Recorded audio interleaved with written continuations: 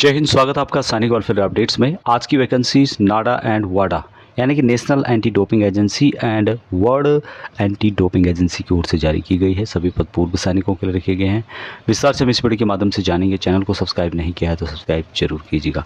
तो यहाँ पे आप देखेंगे वैकेंसीज नाडा एंड वाडा National Anti Doping agency and world Anti Doping agency की ओर से जारी की गई है। यहाँ पर जो काम होगा, जो भी खिलाड़ी हैं उनका यूरिनल और ब्लड सैंपल एक स्थान से दूसरे स्थान पर ले जाना, जहाँ पे कि टेस्ट होता है वहाँ तक ले जाना जहाँ उनके खेल हो रहे हैं वहाँ से लेकर के। तो ये वैकेंसीज पूर्व सैनिकों के लिए जारी की गई है और 4 प्रकार के पोस्ट यहाँ पे रखे गए हैं। सभी वर्ग के लिए यहाँ पे वैकेंसी रखी गई है, सिपाही से लेकर अधिकारी वर्ग के लिए।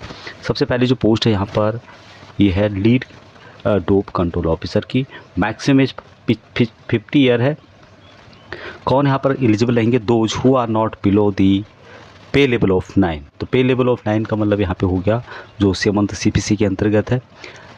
यहाँ पर जो लेफ्टिनेंट होते हैं, ऑनरी लेफ्टिनेंट, ऑनरी कैप्टन और उससे ऊपर के अधिकारी, इनके लिए यहाँ पोस्ट रहेगी।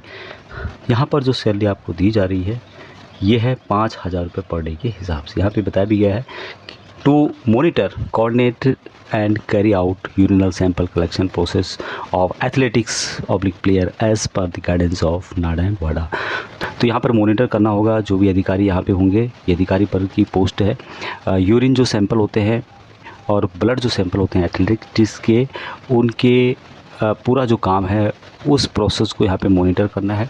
यहाँ पर सैलरी दी जाएगी आपको या पैसा दिया जाएगा पर डे के हिसाब से 5,000 रुपये।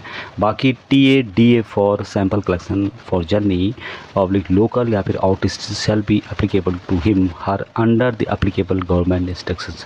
तो जो आप यहाँ से एक स्थान से दूसरे स्थान पर ले जाते हैं सैंपल्स को, उसके लिए जो TA है वो अलग से दिया जाएगा।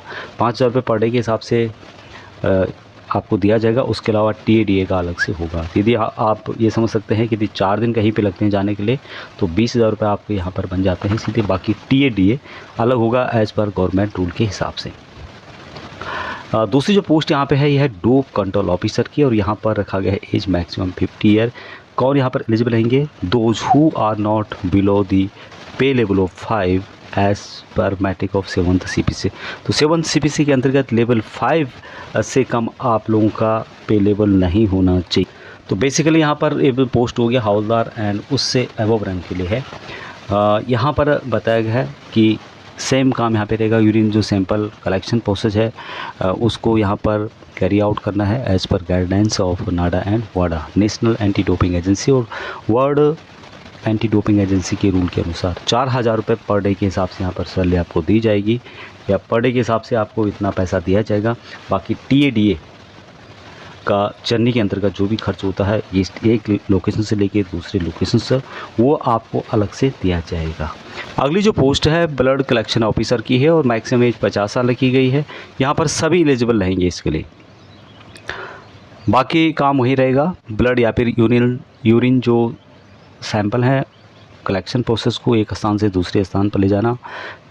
यहाँ पर पैसा तो दिया जाएगा, सैलरी जो दी जाएगी आपको 4,000 रुपये पर डे के हिसाब से दिया जाएगा। बाकी TA का जो भी आउट स्टेशन आप जाते हैं चाहे लोकल जाते हैं वो एज़ पर गवर्नमेंट रूल के अनुसार आपको अलग से दी जाएगा।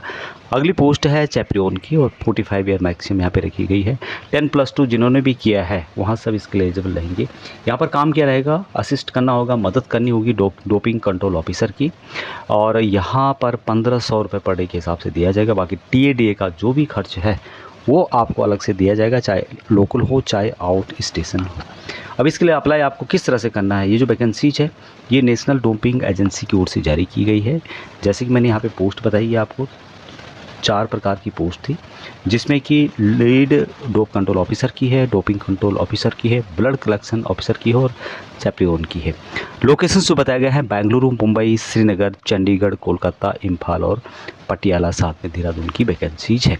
अब इसके लिए आपको क्या करना होगा? अप्लाई करने के लिए 28 जून 2026 तक आपको अपना नाम अपने जिला सैनिक बोर्ड, राज्य सैनिक बोर्ड में देना होगा। उससे पहले देना होगा, बल्कि 28 जून तक आपका नाम DGR में पहुंच जाना चाहिए। तो लास्ट डेट जो रखी गई यहाँ पर राज्य सैनिक बोर्ड और जिला सैनिक बोर्ड के लिए 28 जून 2026 रखी गई है। उससे पहले आपको अपना नाम अपने जिला सैनिक बोर्ड, राज्य सैनिक बोर्ड में देना होगा। वहाँ से वो क्या करेंगे, ये जो यहाँ पे DGR का आप ईमेल आईडी देख रहे होंगे, DGR@DDEMP@DESW.gov.in पर आपकी डिटेल्स ईमेल के माध्यम से सेंड कर देंगे।